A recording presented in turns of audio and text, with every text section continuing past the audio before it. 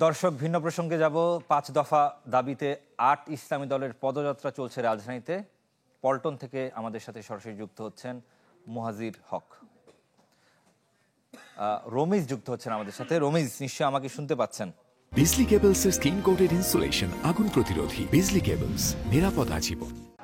রমিজ শুনতে পাচ্ছেন নিশ্চয়ই? সবশেষ অবস্থা জানাবেন।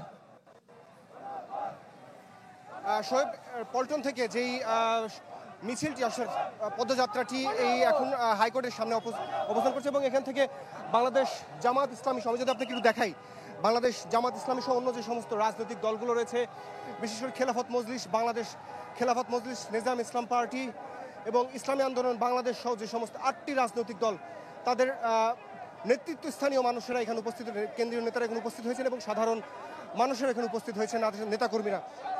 তারা এর আগে যে পল্টনের সংক্ষিপ্ত সমাবেশ করেছেন, সেই সমাবেশে তারা সরকারের প্রতি আহ্বান জানিয়েছেন যে যত দ্রুত সম্ভব, অর্থাৎ এই নভেম্বরের মধ্যেই গণভোট দিতে হবে এবং এই সামনে যে 10 নভেম্বরের মধ্যেই একটি সুস্পষ্ট দাবির তারা জানিয়েছেন যে এর মধ্যেই একটি গণভোট কবে হবে এবং কি ভিত্তিতে এটি হবে, সেই বিষয়টি সরকারকে পরিষ্কার করতে হবে। এবং সরকার যেই আলোচনার কথা বলছেন যে রাজনৈতিক দলগুলো এখানে সবাই মিলে বসে আলোচনা করবে, শুধুমাত্র রাজনৈতিক দল আলোচনা করবে এবং সেখানে রেফারির ভূমিকা পালন করতে হবে অন্তর্বর্তীকালীন সরকারের প্রধান উপদেষ্টাকে, শুধুমাত্র রাজনৈতিক দলগুলোর উপর এটা ছেড়ে দিলে হবে না, এই ধরনের কথা তারা বলছেন। এবং তারা অভিযোগ করছিলেন যে বর্তমান অন্তর্বর্তীকালীন সরকারের বেশ কয়েকজন উপদেষ্টা এবং প্রশাসনের বেশ কিছু কর্মকর্তা আসলে বিএনপিকে সামনে নির্বাচনে জেতানোর জন্যই তারা মাঠ সাজাচ্ছে, এই ধরনের অভিযোগ করেছেন। এবং তারা বলছিলেন যে তাদের যে দাবি, সেই দাবির সপক্ষে তারা তাদের যে আন্দোলন, তারা যে কয়েক দফা আন্দোলন চালিয়ে আসছে, এই আন্দোলন তারা অব্যাহত রাখবে এবং যতক্ষণ না পর্যন্ত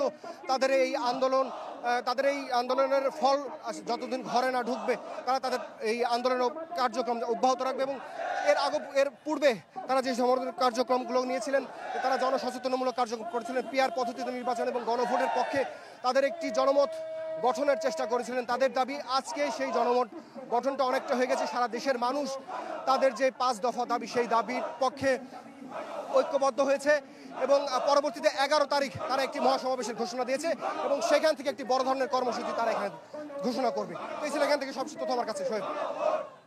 রমেশ, আপনাকে অসংখ্য ধন্যবাদ। এবার আমরা মুহাজিরের কাছে যেতে চাই। সে পল্টনে আছেন তিনি। মুহাজির, এই পদযাত্রার সবশেষ তথ্য জানাবেন।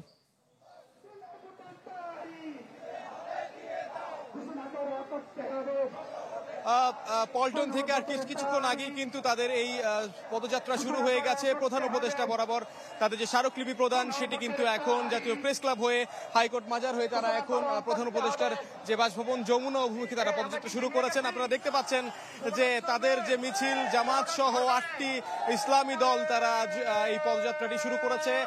কিছুক্ষণ আগেই এটি শুরু হয় এবং তাদের যে দাবি, আপনারা জানেন যে জুলাই জাতীয় সনদ বাস্তবায়নের আদেশ এবং এই মাসের মধ্যেই গণভোট নিয়ে তারা কিন্তু আজ কথা বলেছেন। কিছুক্ষণ আগে নেতাকর্মী যারা ছিলেন তারা হুঁশিয়ারি দিয়েছেন যে এই মাসের মধ্যেই গণভোট হতে হবে। নির্বাচনের সময় বিএনপি যে দাবি জানিয়েছে নির্বাচনের দিন গণভোট, সেটাকে একেবারেই তারা প্রত্যাখ্যান করে তারা বলেছেন এই মাসের মধ্যেই গণভোট দিতে হবে।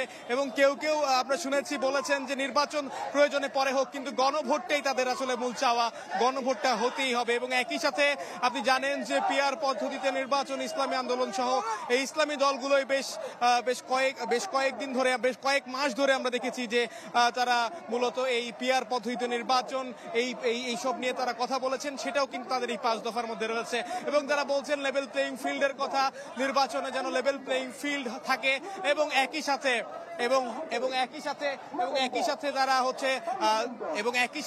তারা জাতীয় পার্টিকে 14 দল সহ জাতীয় পার্টি যারা রয়েছেন, জাতীয় পার্টিকে নিষিদ্ধের তারা দাবি জানাচ্ছেন। এবং এই নিয়ে তারা আর কিছুক্ষণের মধ্যেই যমুনা অভিমুখে পৌঁছে যাবেন, সেখানে তারা স্মারকলিপি প্রদান করবেন। আর তাদের পদযাত্রা কিন্তু একেবারে শুরু হয়ে গেছে। এই ছিল আমার কাছ থেকে সবশেষ তথ্য। মুহাজির, অসংখ্য ধন্যবাদ আপনাকে।